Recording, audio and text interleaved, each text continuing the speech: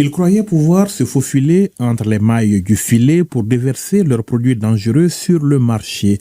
Mais c'est ici, dans les entrepôts des douanes du Mali, que ces camions ont été conduits avec leur cargaison explosive au sens propre du terme d'un côté et au figuré de l'autre. Pour ce qui concerne la première saisie, il s'agit, tenez-vous bien, de près de 2 tonnes d'explosifs soigneusement dissimulés derrière des cartons de produits pharmaceutiques eux-mêmes contrefaits dans un camion en provenance d'un pays de la sous-région. Un chargement à très haut risque avec de gros enjeux sécuritaires dans un contexte de lutte contre le terrorisme et la criminalité transnationale. Cette saisie porte sur 15 915 unités d'explosifs. La saisie a été opérée comment? C'est sur la base d'exploitation des renseignements et qui a abouti à un ciblage d'un camion en provenance de la sous-région. Les produits étaient dissimulés avec une quantité importante de produits pharmaceutiques en dessous d'autres marchandises.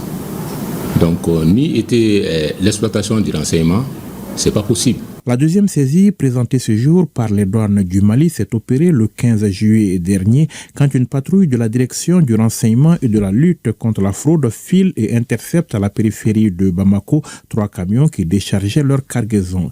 Il s'agit de 6 conteneurs de boissons alcoolisées dissimulés derrière des boissons énergétiques. La marchandise n'est certes pas en elle-même prohibée, mais les véhicules à immatriculation étrangère avaient tout mis en œuvre pour contourner et dépasser le bureau de dédouanement. Cela dans un contexte où l'État malien a adopté des mesures fiscales renforcées avec une taxation spécifique sur certains produits, notamment les boissons alcoolisées.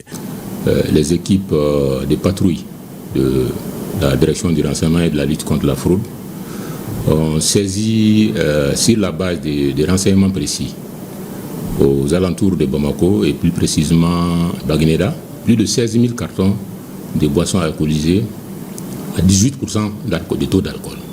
Donc, cette saisie a été effectuée en total contournement de la procédure douanière. Heureusement que les services de surveillance sont là pour mettre l'État dans ses droits.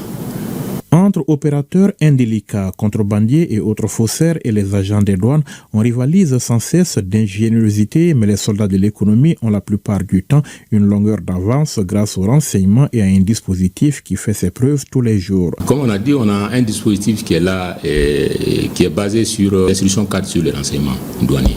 Je dirais que cette instruction, qui est d'ailleurs en relecture, est flexible et s'adapte à toute situation. Et c'est ce qui nous permet de faire des résultats probants aujourd'hui. Si la valeur marchande des boissons saisies avoisine le milliard de francs CFA, celle des explosifs se mesure plutôt à la dimension sécuritaire dans un environnement trouble. Et au-delà des aspects économiques, les douanes du Mali restent déterminées à accomplir toutes les missions à elles confiées, en l'occurrence celles qui concernent la protection des consommateurs, mais aussi de la santé publique.